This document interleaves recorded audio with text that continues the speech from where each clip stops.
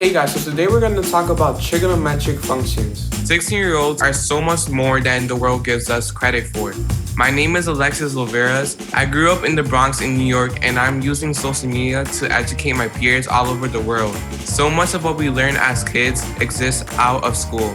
People make jokes about kids hating school. I think there's a problem with that. Education can be fun, you just have to know how to make it interesting. Most people know me today from TikTok, Google Classrooms, and Discord. When I'm teaching classes about algebra, geometry, and chemistry, or even Korean, I feel really excited and passionate to teach others. I am teaching that learning is cool and it's okay to get things wrong as long as we keep trying to get them right. Being able to help people all over the world means so much to me. No matter where you live, what school you go to, or even the country you're from, we all should be helping each other. Not everyone has a solution to solve the world's problem, but everyone can do their part to be a little bit better.